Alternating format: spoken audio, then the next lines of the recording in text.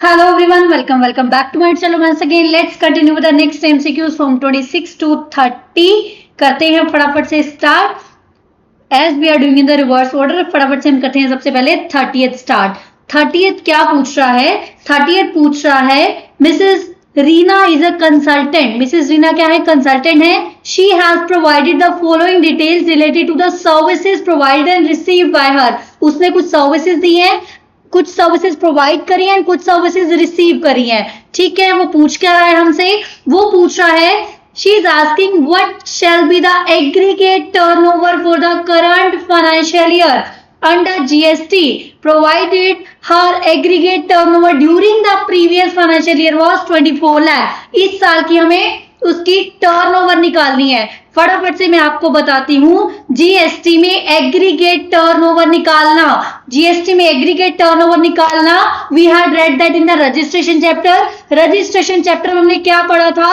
Turnover, aggregate turnover. दो चीजें हैं इसमें. एग्रीगेट मतलब क्लब करना है, एग्रीगेट मतलब हर स्टेट वाइज क्लब करना है. उसमें क्या क्या बांधना है, क्या क्या टाई करना है, टाई को टाई करना है. टी मतलब टैक्सेबल टर्नओवर, टैक्सेबल टर्नओवर को एग्रीगेट करना है.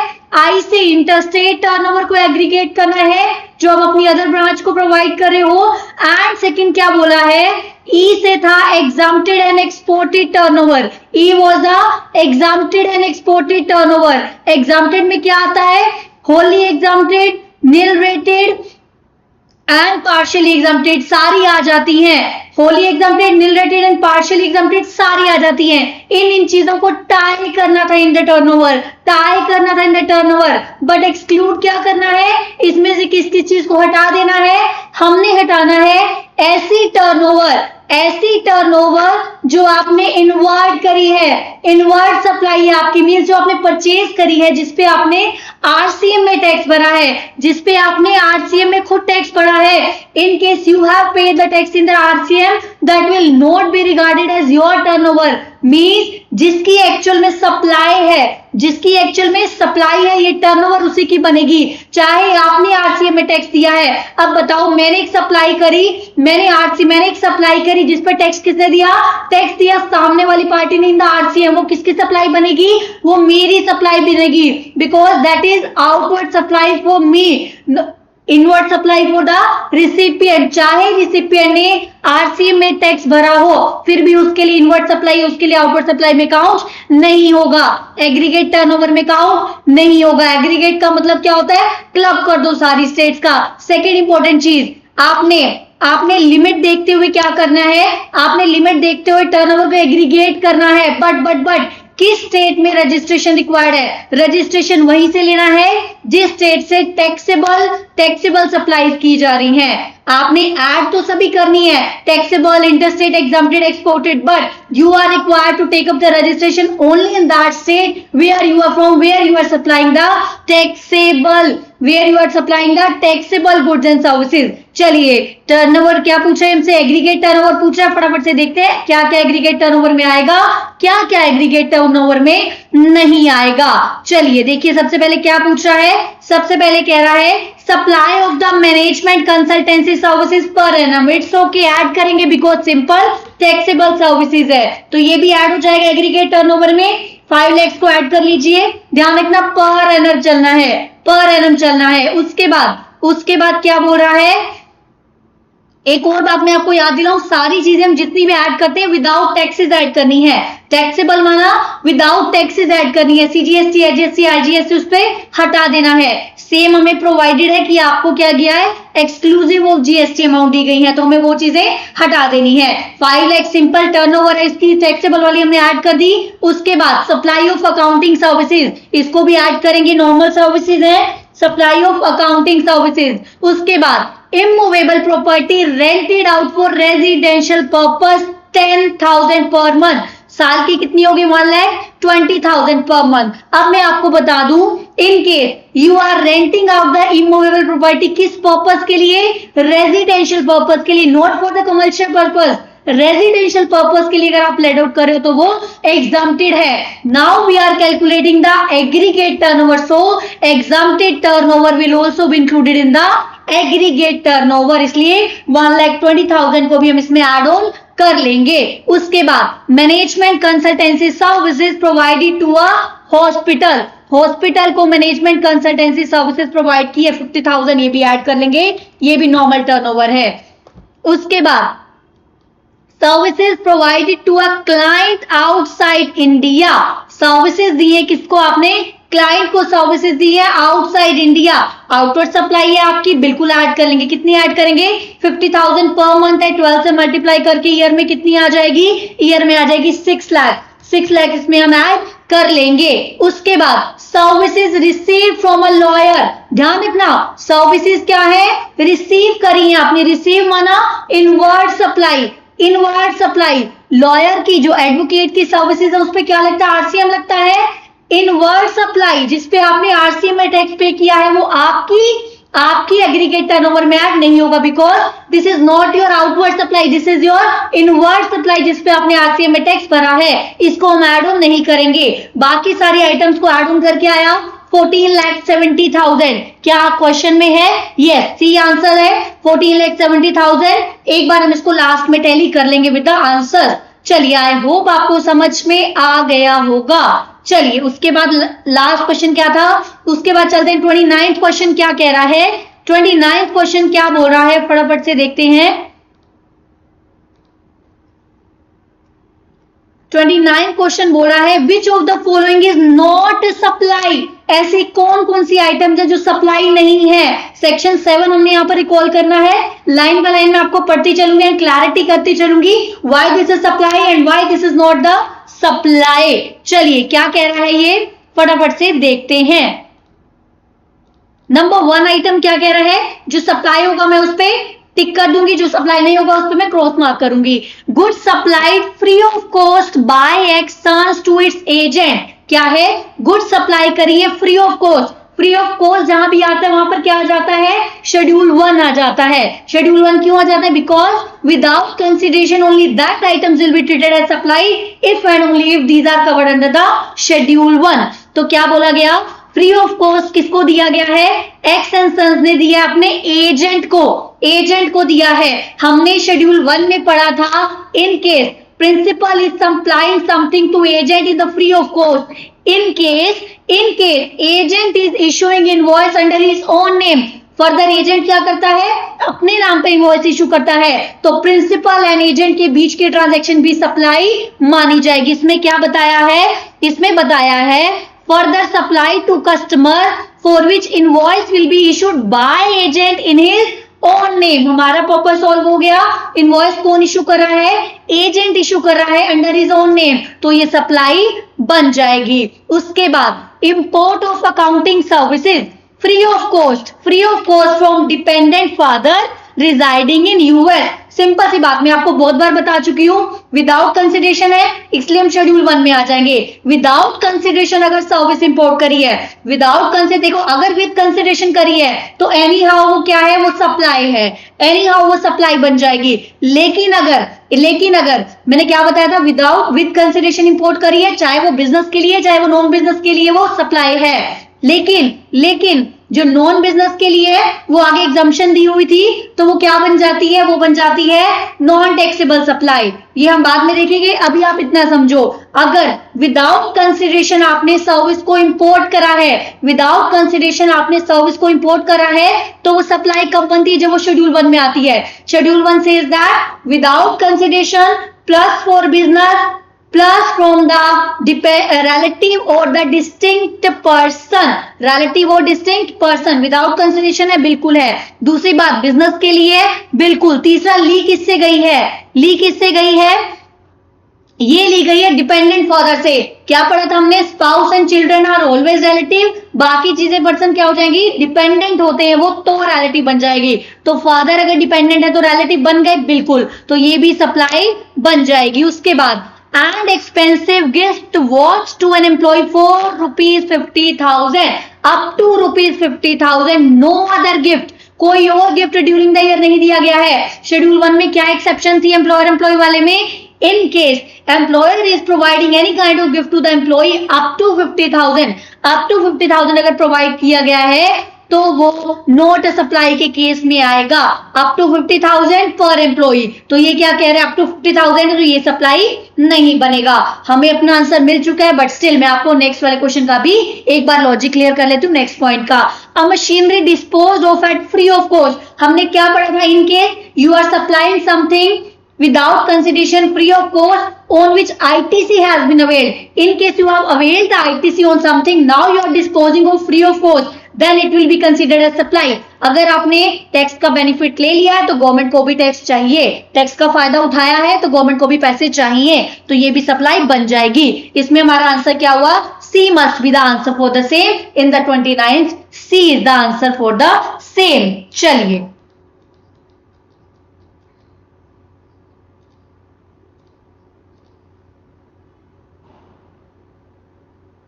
क्वेश्चन 28 क्या कह रहा है? क्वेश्चन 28 कह रहा है which of the following is not considered as supply, not considered as supply. ये इंपोर्ट वाला केस है, इंपोर्ट वाला केस है। मैं आपको फिर से रिकॉल करा देती हूँ बाय द चार्ट। इंपोर्ट के केस में हमने क्या लर्न करना है?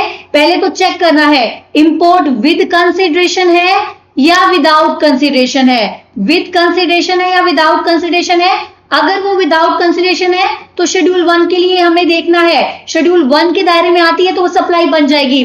फर्दर शेड्यूल 1 से विदाउट कंसीडरेशन है, प्लस बिजनेस के लिए होना चाहिए, प्लस रिलेटिव या डिस्टिंक्ट पार्टी से लिया होना चाहिए, तभी वो सप्लाई बनेगी। उसके बाद अगर विद कंसीडरेशन है, चाहे वो बिजनेस के लिए है चाहे वो नॉन बिजनेस के लिए है, वो दोनों ही सप्लाई बनती हैं। चाहे वो बिजनेस के लिए चाहे वो नॉन बिजनेस के लिए, दोनों ही सप्लाई तो बनेंगी, लेकिन बिजनेस वाली क्या बनेगी? Taxable supply. नॉन बिजनेस वाली को एग्जम्प्ट किया गया है एक्सेप्ट जो OIDAR सर्विसेज देता है, OIDAR सर्विसेज देता है वो रिवर्स चार्ज में होती है, except non taxable online recipient. फिर से रिपीट कर रही हूं मैं, ध्यान से देखना। अभी मैं आपको सिंपल सी बात समझा रही हूं जितना यहां पर रिक्वायर्ड है, ठीक है? सिंपल सी बात आपने क्या करना है, अगर इंपोर्ट ऑफ सर्विस है विद कंसीडरेशन तो चाहे बिजनेस के लिए हो चाहे वो नॉन बिजनेस के लिए हो, सप्लाई तो वो बनेगी। चाहे वो बिजनेस के लिए हो चाहे वो नॉन बिजनेस के लिए हो, सप्लाई तो वो बनेगी। बट बिजनेस वाली क्या बन जाती है? Taxable supply. बिजनेस वाली क्या बन जाती है? Taxable supply. नॉन बिजनेस वाली को एग्जम्प्ट किया गया है, नॉन बिजनेस वाली को एग्जम्प्ट किया गया है एक्सेप्ट OIDAR वाली सर्विसेज, एक्सेप्ट OIDAR वाली सर्विसेज। चलिए अब मैं फटाफट से देखते हैं, ध्यान रखना ये पूछ रहा है which is not considered as supply. Only supply की बात करिए, it has not asked for taxable और exempt supply, only supply. With consideration है तो चाहे वो बिजनेस के लिए चाहे वो नॉन बिजनेस के लिए, that will come under the supply. अगर विदाउट कंसीडरेशन है तो शेड्यूल 1 की कंडीशंस को फुलफिल करना पड़ेगा। चलिए देखते हैं, import of actuarial services, architectural services है for construction of residential purpose for the personal purpose. क्या करा है? Import of service for 1 lakh for the construction of residential purpose unrelated party से है। इट मीन्स इन्होंने क्या किया होगा, हम ये ज्यूम करें कि कंसिडरेशन दिया ही होगा, 1 लाख के लिए है, कंसिडरेशन दिया होगा। अब कंसिडरेशन दिया है चाहे वो पर्सनल के लिए चाहे वो नॉन पर्सनल के लिए है, वो सप्लाई तो बन जाएगा, तो वो सप्लाई तो बन जाएगा। उसके बाद import of architectural services free of cost, free of cost माना without consideration, without consideration will come under supply only and only it will be covering under the schedule 1। Without consideration है तो क्या दो और कंडीशन होनी चाहिए, business purpose के लिए होनी चाहिए प्लस रिलेटेड पार्टी से होनी चाहिए, तो ये भी सप्लाई बन गई। बिजनेस के लिए होनी चाहिए प्लस रिलेटेड पार्टी से होनी चाहिए, ये भी सप्लाई बन गई। Next, import of architectural services free of cost, free of cost है कोई बात नहीं, दो और कंडीशन पूरी होनी चाहिए to come under the supply schedule 1। Business के लिए plus from the relative party, business के लिए okay, from related party, no no no, it is written that from unrelated party, तो ये सप्लाई तो नहीं बनेगी। सी हो गया हमारा यहाँ पर आंसर, सी हो गया हमारा यहाँ पर आंसर। चलिए उसके बाद let's move to the question number 27।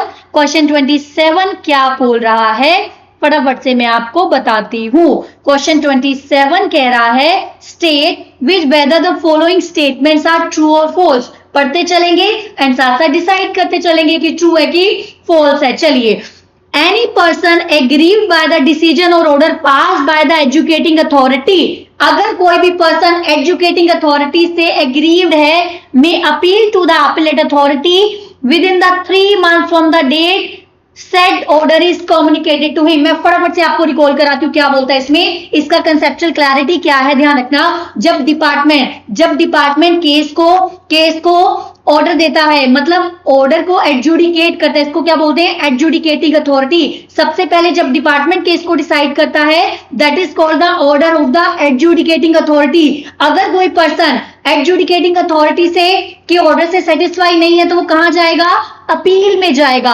Appeal में जाने के लिए कहां जा सकता है वो, सबसे पहले जाएगा एपीलेट अथॉरिटी, फिर जाएगा वो एपीलेट ट्रिब्यूनल के पास। सबसे पहले appellate authority, then to the appellate tribunal. Appellate authority वो क्या कह रहा है, वो किससे परेशान है, वो परेशान है एडजुडिकेटिंग अथॉरिटी से।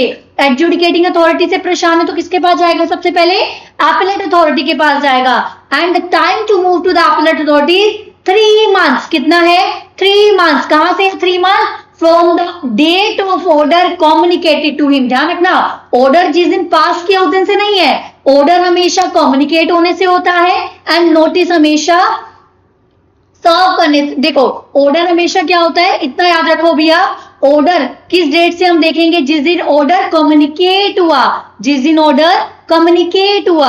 तो ऑर्डर जिस दिन मुझे कम्युनिकेट हुआ उस दिन से मैं आगे 3 months काउंट करूंगी। तो ये बात तो ट्रू बोल रहा है, ये बात तो ट्रू बोल रहा है, तो ट्रू लिख देते हैं। तो ये बात सही बोली है उसने। Next, no appeal shall be filed to the appellate authority unless the appellant has paid sum equal to 25% of the remaining amount of tax in dispute। मैं आपको बताती हूँ, इन केस जब भी आप from the adjudicating authority moving to the appellate authority, तो आपको क्या करना पड़ता है, मान लो मेरा 1 लाख का उसने डिसाइड किया, मेरा एडजुडिकेटिंग अथॉरिटी ने 1 लाख का टैक्स डिसाइड किया, 70,000 तो मैं एक्सेप्ट कर रही हूँ। ध्यान रखना 70,000, मान लो 1 लाख का क्या था, टैक्स 1 लाख तक टैक्स था, 10,000 की फीस थी, फिर 20,000 का इंटरेस्ट था, फीस इंटरेस्ट तब हो गया। ठीक है, मैं ये मान रही हूँ 70,000 का टैक्स तो मैं एक्सेप्ट करी हूँ, ओके बनता है। 1 लाख का टैक्स नहीं बनता है, 70,000 का टैक्स बनता है,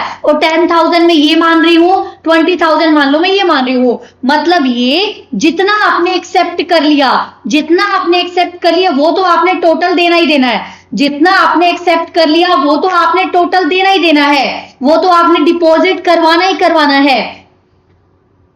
दोबारा सुनो जिसको समझ नहीं आया।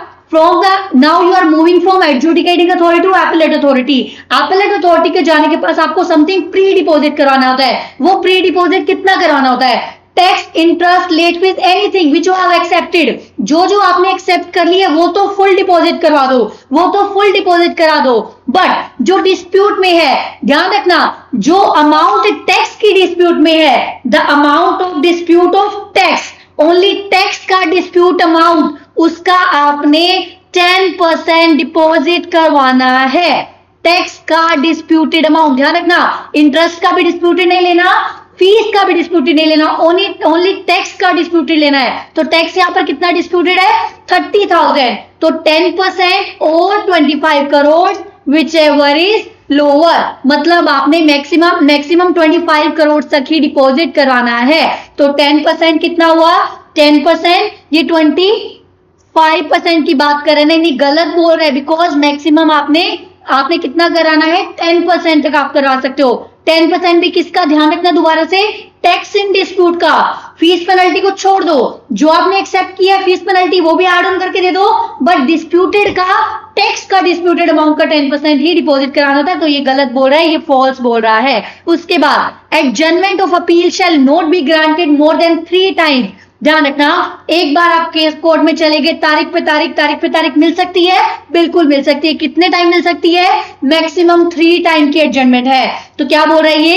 Adjournment of appeal shall not be granted more than 3 times. बिल्कुल करेक्ट बोल रहा है, मोर देन 3 टाइम्स आपको एडजमेंट नहीं मिलेगा।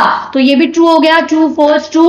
उसके बाद the appellate authority shall have power to refer back the case to the adjudicating authority. एक बात बताओ, नाउ एपेलेट अथॉरिटी के पास केस आ गया, एपेलेट अथॉरिटी के पास केस आ गया, तो एपेलेट अथॉरिटी को उसको सारा कैलकुलेट करके ऑर्डर देना पड़ेगा। इट कैन नॉट से टू द एडजुडिकेट ऐसा कर लो, वैसा कर लो, 10% अप डाउन कर लो, नहीं, वो उसको ऑर्डर नहीं कर सकता है कि ऐसा ऐसे करेक्शन करो, नहीं। It has to give the order, जो इसके पास केस आया है उसको इसको प्रॉपर ऑर्डर देना है। ये केस को रेफर बैक नहीं कर सकता लोअर पार्टी के साथ।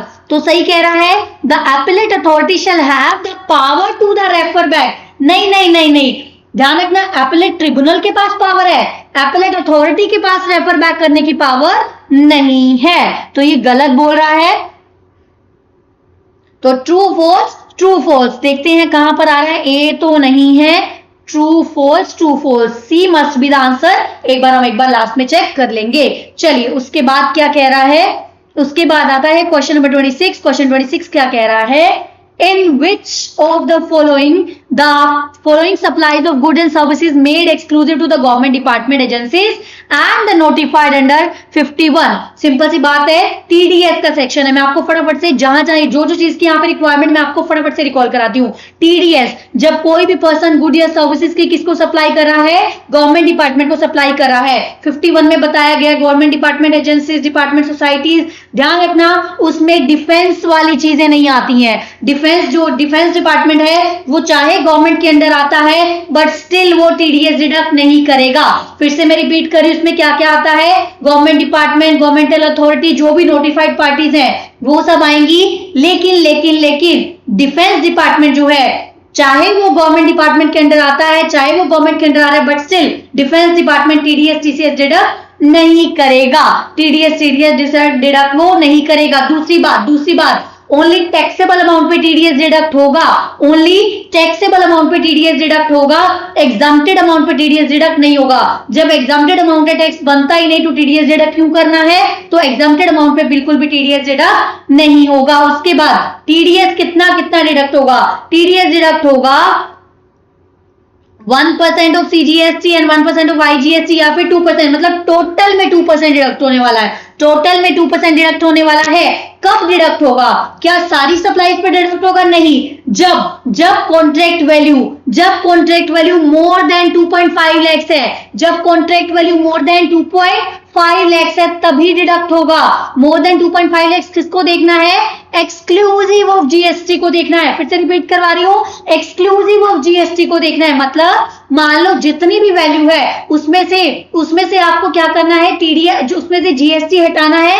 देन यू हैव टू सी 2.5 लाख से ग्रेटर है या नहीं। अगर 2.5 लाख से ज्यादा है तो उस पर टीडीएस बन जाएगा। कंप्लीट चैप्टर डिटेल में मैंने रिवीजन इसकी डाली हुई है, आप वो भी देख सकते हो। अभी मैं आपको उतनी चीज करा रही हूं सो दैट आपके रेलेवेंट टॉपिक्स भी हो जाए एंड इंपॉर्टेंट चीजें भी आपकी कवर हो जाए, है ना। कंप्लीट चैप्टर में लूंगी तो मुझे हाफ एन आवर यहाँ पे निकल जाएगा। तो मैंने क्या क्या आपको बता दिया। गवर्नमेंट डिपार्टमेंट को जब सप्लाई हो रही है तब टीडीएस कटेगा, एग्जाम सप्लाई पे टीडीएस नहीं कटेगा। TDS will be deducted only and only if the contract value is more than 2.5 lakhs. More than 2.5 lakhs will be seen after deducting the GST, मतलब एक्सक्लूसिव ऑफ जीएसटी और see the value. Exclusive of GST आपने देखना है value को, ठीक है। उसके बाद चलिए देखते हैं फटाफट से, अगर कुछ और कंसेप्चुअल क्लैरिटी आएगी तो मैं वो भी साथ में देती रहूंगी।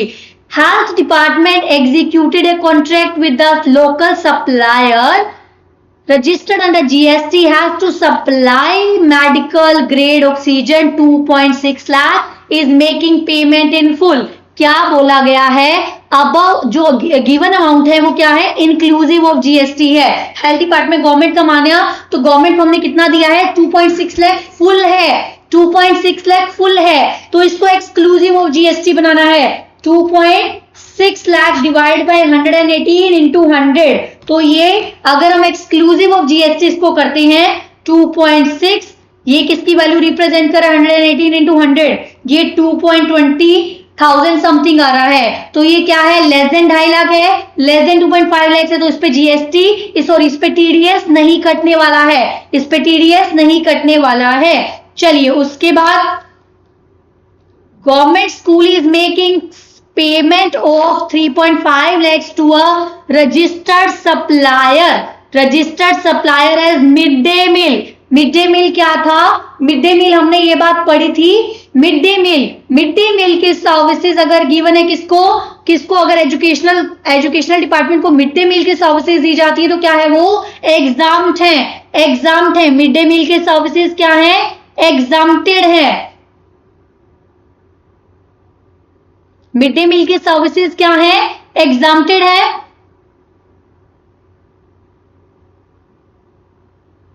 एग्जाम्प्टेड है तो इस पे भी जीएसटी, इस पे भी टीडीएस नहीं कटेगा, इस पे भी टीडीएस नहीं कटेगा। उसके बाद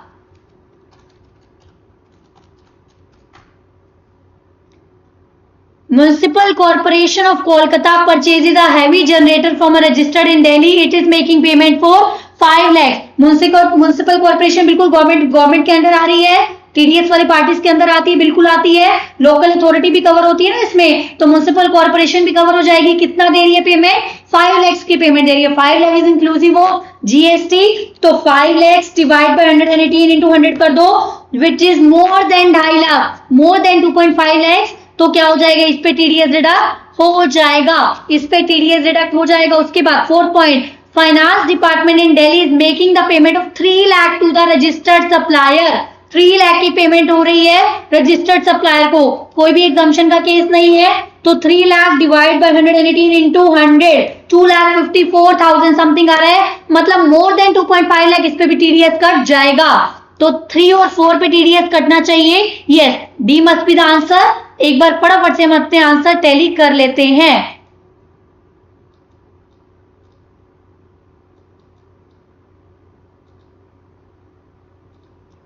डी सी सी सी, सारे सी हैं, डी के बाद सारे सी हैं, 26 में डी है, उसके बाद सारे सी हैं। Let us check the answer.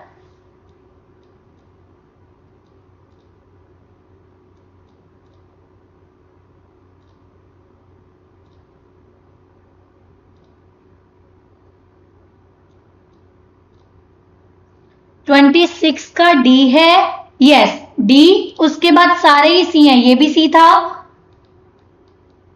Yes ये भी सी था, ये भी सी था, एंड 30th भी आई गेस, यस सी ही था। चलिए यहां पर हमारा फिनिश हुआ 26 to 30। आई होप आपको कंसेप्चुअल क्लैरिटी साथ साथ मिल रही है। मिलते हैं next time with another video. Till then bye bye, take care, yes stay connected and please do your best because still you have sufficient time, still you have the time to get the exemption। अच्छे से कर लीजिएगा। मिलते हैं next time, till then bye bye, take care.